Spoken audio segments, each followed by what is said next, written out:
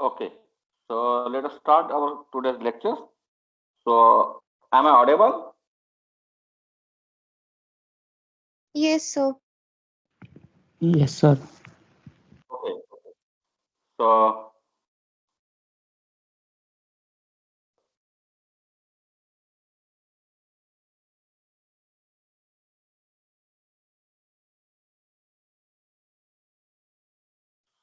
this we already studied. Okay, so here what is object oriented, that is important, and what are the limitations of procedure oriented programming, okay, and what are the advantages of object oriented programming. Okay, so why this object oriented programming approach was developed, that is important. Okay, then we have learned the principles of object-oriented programming languages. Okay, so we have seen object-oriented programming follow certain principles. So this object-oriented programming language have several new concept and best uh, programming features. Okay, and we have seen these classes and object. These are the two concepts, and then encapsulation, abstraction, inheritance, and polymorphism. These are the different features of object-oriented programming languages. So that, and we have already discussed classes and objects. So firstly, we review this, what we have seen. We have learned here what is class and how we can represent class graphically. So we have seen this example, and from example we have conclude abstract things are called class, and concrete or specific things that is called object. Okay. Then we have also seen classes are logical in nature and they do not have any physical existence. Okay. So uh, and we have seen example furniture, animal. Okay, so these are the logical things and they do not have any existence. We have seen the examples. Suppose I want to ask you to show me the animal, then you will confuse which animal.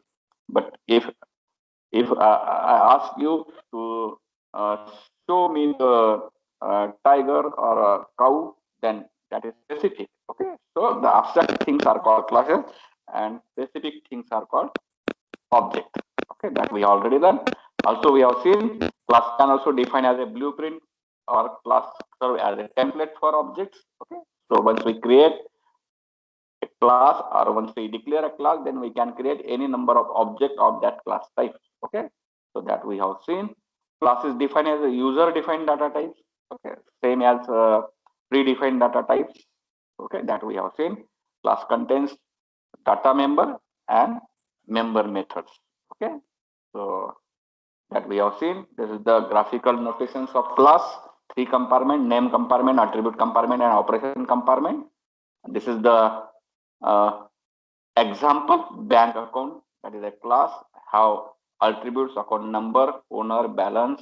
Okay, and this minus plus, these are nothing but the visibility adornments. So that highlight the important features, and because of this visibility adornment, so it is very clear and the diagram is also readable. Okay, so plus for public, minus for private, and hash for protected. Okay, naming convention we have seen. We write generally the class name in upper camel case. Okay, and attribute in lower camel case, that we have seen. Then we have already also discussed this object. Okay, so we have seen the number of definitions of this object. Object is a real world entity and they have physical existence. Okay, so real world entity, that means we look around, we found a number of objects. We are surrounded with number of objects. So we have table, chair, can. So these are the real world entities, and that entities are called object. Okay, they have physical existence. We can concretely say this is a fan. Okay, so this is a table. Okay, so that have some physical existence. That is called object. Second definition, concrete or specific things is called also object. We already discussed this. Also, it is a discrete and distinguishable entity with well-defined boundary. that encapsulates state and behavior. Okay, so we have seen this dog is an object, or this two-wheeler is an object, and this object have uh, attributes, that is called states and behavior. Okay, so then we have seen object is an instance of class, that is very common definition. So this cat, it is an instance of class animal, or we can say this dog, it is an instance of class animal. Also a horse, it is also one of the instance of this class animal. Okay, so that we have already discussed. And every object, it will take its own space in memory. Okay, so we create any number of object and it will take its own space in memory. Okay, this is, consider this is O1 is the object 1, this is O2 is the object 2, and it will take memory. Okay, so that we have already discussed. Then characteristics. So every object have three characteristics. Object have identity, object have state, object have behavior. Identity, from every object have its own name, and because of that we can distinguish object, one object from another object. State, so state of an object we find by their attribute values, and we have seen the example of this bank account. Bank account have attribute balance, and if balance is we have seen if balance is negative, then state of an object is overdrawn. If balance is zero, then state of an bank account is empty. If balance is positive, then state of an bank account object is in credit. Okay, and this state, it may be changed over time. Okay, and then behavior, that is nothing but the operation that we can perform on the attributes. So this is example. So behavior, a withdraw, that is also called message. Okay, so we interact, objects are interact with each other by this messages. Okay, by sending these messages that we already seen. And this is some example object examples. This is a car and it has these attributes. Attributes have some value, and this is the operation that can be performed.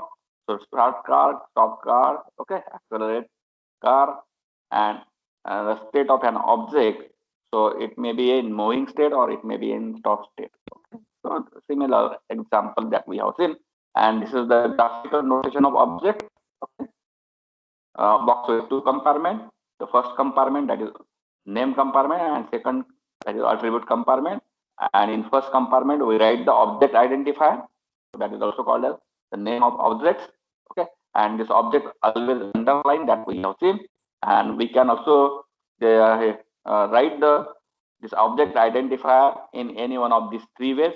We can write class name alone, we can write object name alone, we can write class object name concatenated with class name. Three way we can write. Okay, and we already seen this name compartment, that is the mandatory, and attribute compartment, that is optional. So this is the minimal notation of this object. Okay, so then attribute compartment. So attribute compartment, we write the attributes, and the syntax for attribute, we can write the visibility mode, attribute name, then colon, then attribute type equal to, we can assign values to that attribute. Okay, so also naming conventions. So we write object in lower camel case. Okay, generally we write the name of this object in lower camel case that we have discussed. Okay, so this is the example of object. Okay, okay, so the third point, that is data encapsulation. Okay, we have seen classes and object. These are the two important concepts of object oriented programming languages, and the data encapsulation, that is one of the important feature of this object oriented programming language.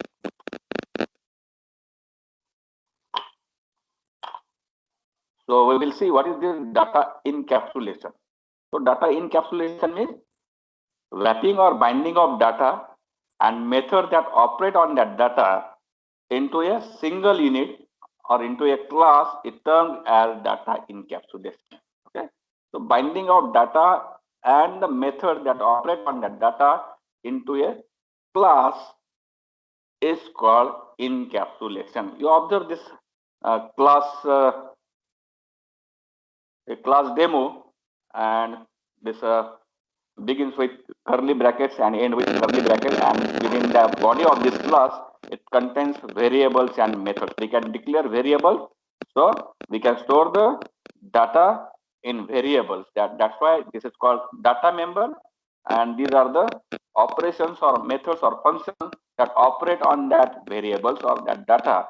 So that is called member methods. Okay, so data member and member methods. Class contains data member and member methods. Okay, so we will see here the general example, that is the capsule in medical term. Okay, so medicine that is kept inside this capsule. Okay, so why medicine kept inside this capsule? Because to protect it from the environment that means from moisture, from temperature, from dust, to protect this medicine from this temperature or dust or moisture. So we are keeping medicine inside that capsule. Okay, now this cap that is termed as a class. Okay, so that is termed as a class. Why we kept the medicine inside this capsule? Because to protect it from the moisture, temperature, and dust. And this cap that is termed as a class in object-oriented terminology. And to keep data secure, we place inside this class. Okay. So similarly, medicine, we want to secure this medicine, so we put that into the capsule. Similarly, we want to make the security of this data, so we are keeping that data inside that class. Okay, so here in encapsulation, the two things we have learned here. So first is data and functionality or method binding together within a class. So data and the method that operate on that data, that will be binding together within a class. That is one of the things. And second thing we have learned, so access to data in control manner. Okay, so we can provide, we have seen how we can protect this data, so we will see the data hiding concept here. Okay, so data hiding, that means encapsulation is also as a protective wrapper that prevent data and method from accessing by other method depending outside the class. Okay, so data hiding means the data that is inside this class, so that we can that cannot be accessible outside this class methods. Okay, so how we can provide security to this data? So by declaring this data member as private, and the member method generally we declare as public. Okay, so that is called data hiding. Okay, so this private member that is not accessible outside the class, it is accessible only through the public methods of that class. Okay, so in this way we can control the accessing of members of the class. Okay, so here you can observe this diagram. So inner circle, it contains data, and outer circle contains methods. Okay, so generally methods we declare as public. Okay, and this data that is we declare as private. So this data that is not accessible outside methods, it is accessible only through the public method of that class. Okay, so what do you mean by data hiding? Data hiding is private data members in a class are hidden and not accessible to the method defined outside the class. It is accessible only through its public member method. This process or mechanism is called data hiding. Okay, so that means we can specify some access specifier or access modifier inside the class. Okay, private, public, and protected, that we will learn in detail. So private members, so that is not accessible outside the class. Okay, and it is accessible only to the public members of the class, public member method of the class. Okay, so that is called data hiding. So what is data abstraction? Okay, so data abstraction, that means highlighting only the essential features and hiding unnecessary details. We are highlighting only the essential features and hiding unnecessary details because that reduces the complexity and increases the efficiency. So that is called data abstraction. Okay, so here example number one here given. When you will come to Sega, bring homemade laddu for me. Okay, so that is an example. So here I don't want to give explanation how you made the laddus. So I want only laddu. Okay, so the uh, you, I'm not expecting you tell me I bring the sugar from this or I bring maida from some store. Okay, so that I don't want. So I want only to made the homemade laddu from you. Okay, so yeah, I want to I'm not interested to know so how you made that and how. So that is hiding. Only I want the laddu from your home. Okay, so another example here, very important example here, driving a car. Okay, so here you can see the photographs. So we are interacting only with this uh, gear, then his steering and brake. Okay, so without knowing how the engine works or how the car stop on applying brakes. So we are not interested to know the internal mechanism. So we are interested only with this interface, that is steering, brake, and then the gear. Okay, so hiding the implementation details, only highlighting the essential features and hiding the implementation details, that is called abstraction. Okay, so that is very important, good example of this data abstraction. Another example we can see here, the ATM. Okay, so this ATM that highlights set of services that they offers and hiding the internal implementation. Okay, when you go onto the ATM, so the menu bar that will be displayed on this monitor of this ATM, so withdraw money, or you can check the balance, you can transfer the money. So this is the menu that is displayed. So these are the features. So we are interacting with that the menu or the features, and we are not interested how inside happens. Okay, so here we can see when we enter pin, we are not interested what is happened internally, which code is executed, where it is executed. We are not interested to know all the things in detail. Okay, simply we are using ATM by following the instructions. Okay, so uh, we are inserting our ATM card, then he asks enter the pin number, so we enter the pin number, then enter the amount that you want to withdraw, so we enter the amount. So we are following the instructions, so only instruction, and we are not interested how this pin number that will be stored in a database, so which server is used for that database. So that we don't want to know. Only we want to follow the instruction, and according to that, we want to withdraw the money. So we are interested only the essential details and not interested in the implementation details. So that is called the data abstraction. Okay. Now the advantage of this data abstraction is, so hiding is there. So biggest advantage is security. Because of hiding, so security is there. Also maintainability of application is improved. Okay, that is another advantage of this data abstraction. And this data abstraction, how we can implement this data abstraction in Java. So for this we use abstract class and interface concept.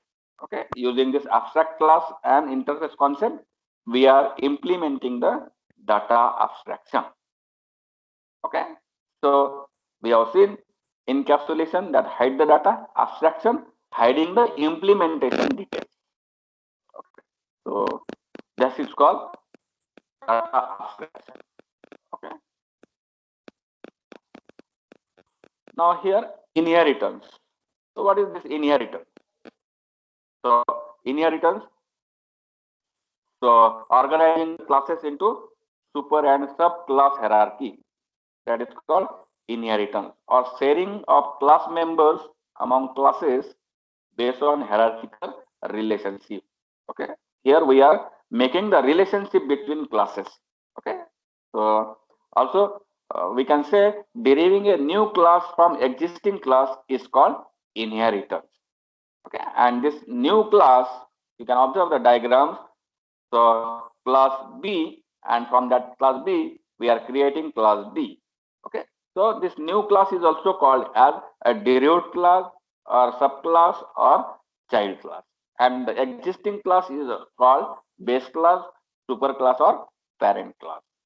Okay, so this is the example. Here vehicle is a base class, and from this base class we have created two derived classes, car and motorcycle. Now the common features of classes are defined in the superclass, and each subclass inherit all the feature of its superclass. Also, they can add their own features also. Okay, so that is called inheritance. Okay, so here example given: person and employee. So employee is also a person. So the common features: employee have name, employee have spouse. Okay, so that these are the common features of employee. So there may be any other common features. So the common features that we can define inside the base class, and this employee class, employee have their own features, that is position, that is post. Employee have salary, so that define in its own class. Okay, and the feature, this name and spouse, that the employee class can inherit from the person class. Okay, so in this way, the creating a new class from existing class, or inheriting the features of one class into another class, that is called inheritance. Okay, the main advantage of inheritance, what is the main advantage of inheritance? That is reusability. Okay, that is the very important advantage of inheritance. Okay, so because of this reusability, so the size of this code is reduced. Also, repetition of code also reduced. No need to repeat the code. Okay, we can inherit the code from base class into its derived class. Okay, if there is a inheritance relationship. Now this inheritance, it is a relationship. Okay, inheritance is a relationship. How we can find there is a inheritance or not? Here example given: a car is a vehicle. Okay, so there is a relationship. Faculty is a person, student is a person, apple is a fruit, dog is an animal, chair is a furniture. So there is a relationship is there. Okay, we cannot say vehicle is a car, or we cannot say fruit is a apple. Okay, so that is in the one direction. So that is inheritance is one-sided. Inheritance is one-sided. That means one direction is right, so other direction is wrong. Okay, so father gives his property to child. So child is the taker and father is the giver. So child cannot give its property to father. Okay, so that is opposite. Similarly, here that means there should be a relationship between the classes, and that should be is a relationship. Then it is called inheritance. Okay, so here example given: dog is a person, fan is a chair. So that is not the relation. Okay, so there should be a relationship between the classes. There should be a relationship between the classes, and that should be is a relationship. That is called inheritance. Okay. So how we can implement inheritance in Java? For this, that we use extend keyword. Okay, to implement inheritance in Java, we use extend keyword. So how we can use this extend keyword, that we will learn in later subsequent units. Okay, so I think in third unit we will learn inheritance. Okay, so there are different types of inheritance. So types of inheritance: single inheritance, multi-level inheritance, multiple inheritance, hierarchical inheritance, and hybrid inheritance. Okay, so there are 5 types of inheritance. Okay, so single inheritance, that means one class, one base class, and one derived class from that base class. That is called single inheritance. Multi-level inheritance means a derived class derived from another derived class. There is a chain of classes. So that is called multi-level inheritance. We will see in detail in inheritance chapters. So multiple inheritance, so more than 2 base classes, and we derive derived class from this base classes. Okay, that is called multiple inheritance. More than one base class, and we are deriving a derived class from that base classes. That is called multiple inheritance. Hierarchical inheritance, that is just like a tree structure. Okay, and hybrid inheritance, combination of more than one type of inheritance. That is called hybrid inheritance. Okay, now here the Java supports single inheritance, multi-level inheritance, and hierarchical inheritance. But Java does not support multiple inheritance and hybrid inheritance. So the reason that we will learn in inheritance chapter. Okay, so for basic, I think this is sufficient. Now the last feature of this object-oriented programming, that is polymorphism. Okay, so this polymorphism, it is a Greek word. So poly means many, and morphism means form. That is many form. Okay, polymorphism means many form. So many form, that means the same thing that is used in different form. Same thing that is used in different form or different purpose. Same thing used for different purpose. So here an interesting example here, you can observe this example. Suppose yourself, so if you are in classroom, that time you behave like a student. If you are in market, then you behave like a customer. If you are in home, then you behave like a son or daughter. So you are alone, but you are performing different roles here: student, customer, son. Okay, you are performing different roles. So one thing, but different functionality. Okay, so that is called polymorphism. Okay, so many forms. So one person present in different behavior, and more than one behavior with same name is called polymorphism. Okay, so we have seen this plus operators in Java. So this plus operator, this plus operator have 2 uses. So we can use this plus operator to add 2 integer or 2 float. Okay. Also, this plus operator that can be used to concatenate 2 strings. Okay. We are writing in system.out.println. So to concatenate 2 strings. Okay. So 2 purposes for this single plus operator have 2 purposes. So one thing, multiple uses or multiple forms. So that is called polymorphism. Now there are 2 types of polymorphism: compile time polymorphism and runtime polymorphism. This compile time polymorphism, also called as static polymorphism or early binding, and runtime polymorphism, that is also called as dynamic polymorphism or late binding.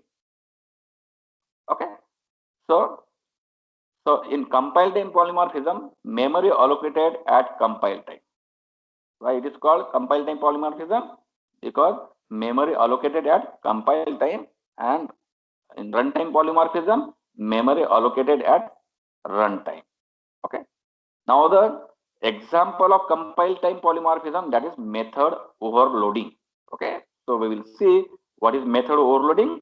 We can use more than one method with same name in a program. Okay, we can use, suppose here add method. So this first add method that is used to add two integer number, second add method that is used to add two float numbers. Okay, so we can use more than one method in a program with same name. That is called method overloading. Method name is same, but their arguments are different. Okay, that is possible in object-oriented programming. That is not possible in C. Okay. Now the example of this runtime polymorphism, that is method overriding. Okay. So when there is a method overriding, then there is a concept of inheritance. Okay. Method overriding means we can use a method with same name in base class as well as in derived class. Okay, we can use more than one method with same name in base class as well as in derived class. So that is called method overriding. And this is the runtime example of example of runtime polymorphism. Okay, method overriding is the example of runtime polymorphism.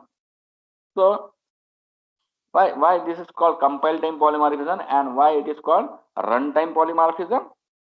Okay, so here in compile time polymorphism we can use more than one method with same name but different number or type of argument. Okay, and how the compiler will invoke appropriate method by matching number, order, or type of argument at compile time. Appropriate method is invoked at compile time by matching number, order, or type of arguments. That's why it is called compile time polymorphism. Okay, so the method will be called at compile time by matching the number, order, or type of argument.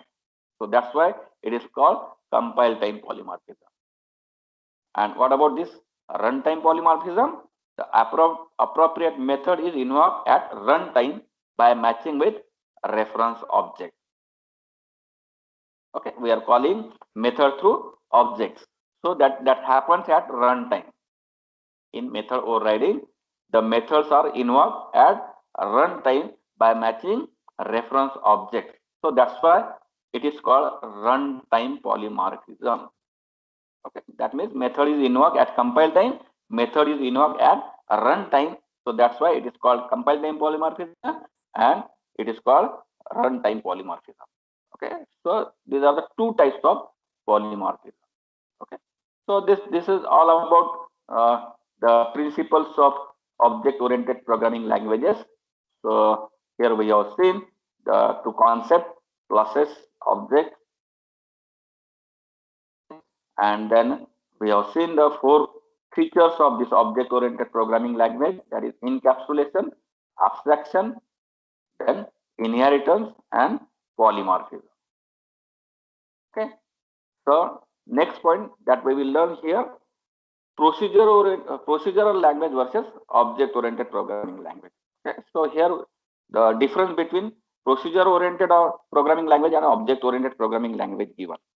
Okay, so we will see here some differences, procedural language and object-oriented programming language.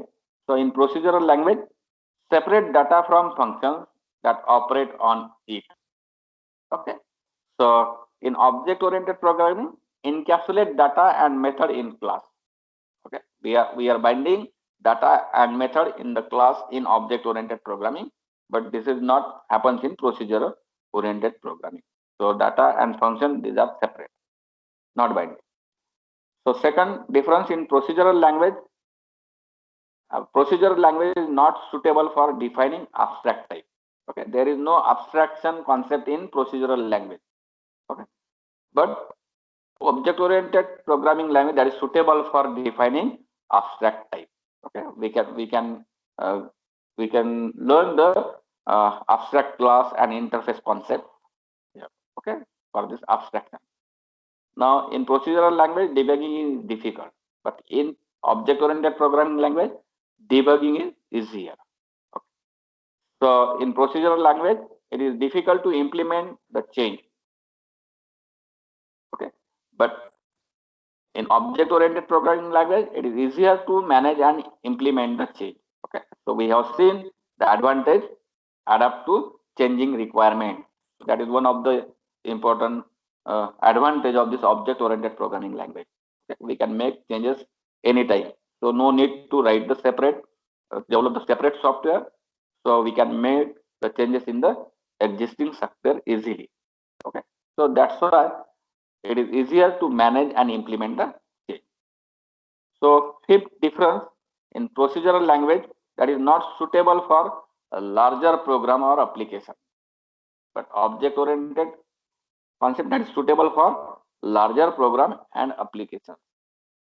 So we can use JEE for enterprise application. Okay, these are very big applications. Now, sixth difference, in a procedural language, analysis and design is not easy, but in object-oriented approach or object-oriented programming, analysis and design made very easier. Okay. Procedural language is faster. Yeah, procedural language is faster, but object-oriented programming as compared to procedural language is slower.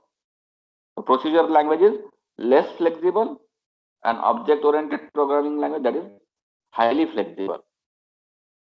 So in procedural language, that is data and procedure based, particularly procedure based. Okay, and object oriented programming, that is object based or object oriented, or it is a, we give more importance to data in object oriented, that we already seen the feature of this OOPS. Some other differences, procedure language is less reusable. Okay, we have seen the inheritance features, and the important advantage of inheritance is reusability. So object-oriented programming, when we use this object-oriented programming for implementing any software, then they have this reusability features. Okay. Now in procedural language, only data and procedures are there, and in object-oriented, inheritance, encapsulation, abstraction, polymorphism, these are the key features. Okay. So procedural language that use top-down approach in program design, and object-oriented programming that use bottom-up approach in program design. Okay, we already discussed it. So one more difference, procedural language only a function call to another. Now here object communication is there. Okay. Object interact with each other by sending messages. And these are the procedure-oriented programming language, BASIC, Fortran, Pascal, C. And these are the object-oriented programming languages, C++, Java, Python, .NET. Okay, so C#, .NET, VB.NET. So these are the examples of object-oriented programming. So there are 14 differences that is given in your book. The same differences that is in your textbook. Okay.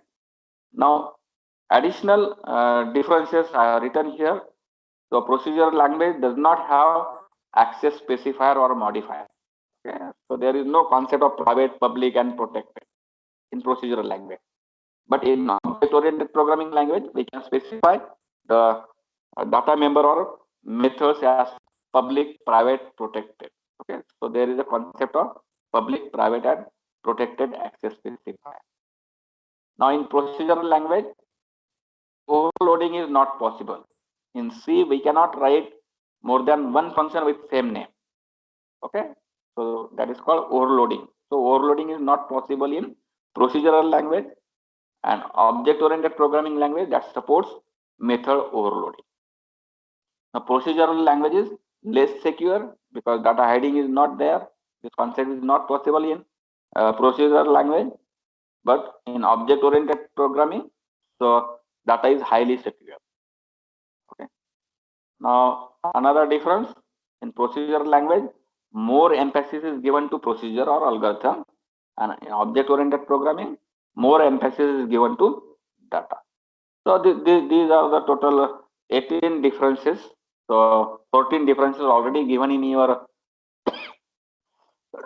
book, and these 4 differences that I have provided, additional differences between procedural language and object-oriented programming language. Okay. Now here the next point is applications of object-oriented programming. Okay. So I think everybody knows Y2K problems that happens in 1999. Okay. So what is this Y2K problem? So why this problem occurs? Okay, that is the story of this Y2K problem. So Y2K problem occurs due to the use of procedural software development operators. Okay, so they use a language like C to for this operating system development of operating system. C was used, and C is a procedural language. Okay, and because of use of this procedural language, the Y2K problem happens. Okay, so and why it is happens due to a writing convention of year attribute. Okay, so programmer consider only 2 digits in year instead of 4 digits. Okay, so uh, uh, we sometimes say 1992, 1993. Then we skip the 19 and directly we use 94, 95, 96. Okay, and then 99. So programmers specify only 2 digits in year instead of 4 digits. Okay, but here because of consideration of 2 digits in year, all the computers in the world suddenly stop their working on 31st December 1999 at midnight 12 o'clock. Okay, so because after this 31st 1999 at 12 o'clock, so there is a year change, that is 2000. Okay, so after year 98 it changes to 99, but after 31st December 1999 year changes to 2000. So conversion of year in date from 2 digit to 4 digit is not any easy task when we use procedural software development approach. So if you want to make a change, then we require to write a new program. So it requires to analyze and make changes in the multiple lines of the code.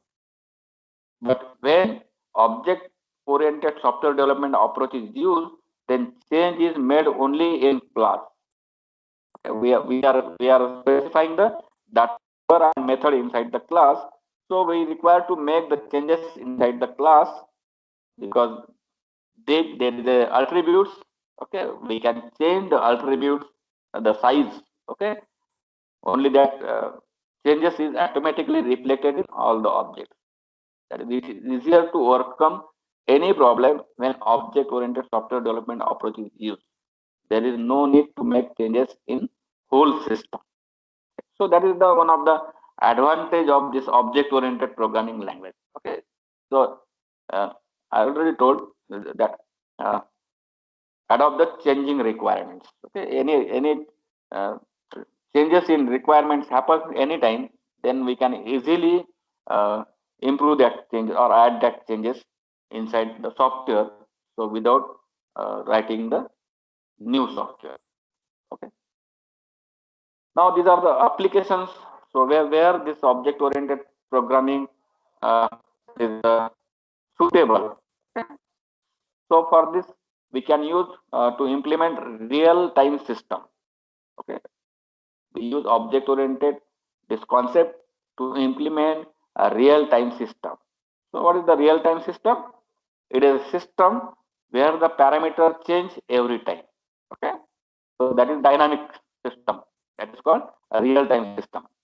Okay, so output changes instantaneously. That system is called real-time system. Okay, for example, here a thermal plant temperature, water level, and other parameters changes frequently. So it is a dynamic system. And object-oriented programming is used to develop such system. Okay. So another application, so we can use object-oriented programming for the simulation and modeling. Okay. So what is simulation? Simulation means imitation of a real-world product without physical construction. We can develop a product and we can check how it look like. Okay. So here example given, the car industry initially they develop a simulation and modeling system instead of directly going to develop a real product. Okay. So initially they will make the model. Okay. So simulation, that is called simulation, and then that after that model, so they will test that model, and if it is proper, then start the implementation. So for the simulation and modeling, so we can develop the simulation and modeling software. We use object-oriented programming language. So in CAD/CAM system, we can use this object-oriented concept in CAD/CAM system. That is the mechanical required for designing computer-aided design. Okay, so there we can use this object-oriented concept. Okay, then office automation system. So that is also a real-time system. We can say embedded system. Okay, then AI application, development of AI applications, artificial intelligence application. We can use this object-oriented concept. Okay, then neural network and parallel programming. So, so this Python and then MATLAB. So these are the programming object-oriented programming languages that are used to implement neural network and develop some parallel programming. Okay, so these are some of the applications of this object-oriented program. Okay, so here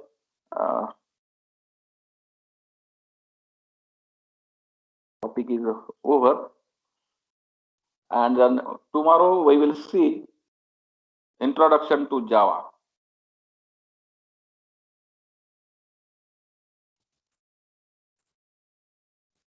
And then JVM, about this JVM and features of Java. So we have already learned object-oriented programming principle, procedural language versus object-oriented programming language, and applications of object-oriented programming. So here, tomorrow we will learn introduction to Java, history of Java, Java virtual machine, and Java features. Okay, and then after if time remains, then we will see the Java program structure. So these are the points that we will learn tomorrow. Okay, so here we have learned the object-oriented programming concept and features. Okay, and tomorrow we will start learning Java. Okay, so here features and Java virtual machine, that is very important. So I think new topic we will start from tomorrow instead of learning today. So here I will stop the today's lectures. Thank you. So anybody have any doubt or any difficulty or any problem, you can ask.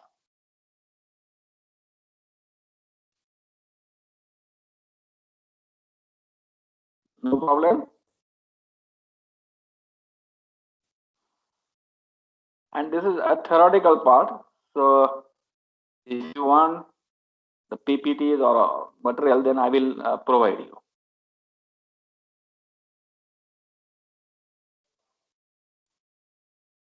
The concept and features of object-oriented programming, that is very important.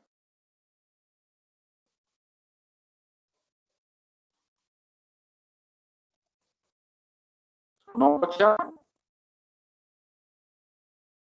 Apeksha?